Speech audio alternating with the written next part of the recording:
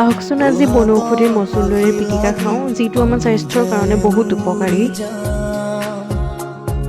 পৃথিৱীৰ দৰে আন এখন ধৰা সাজি আমি যে মিলি যাম।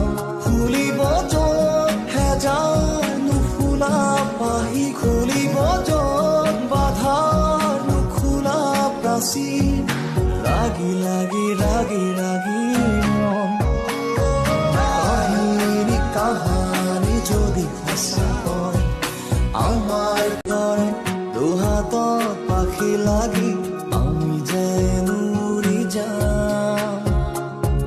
পৃথিৱীৰ দৰে আন এখন ধৰা সাজি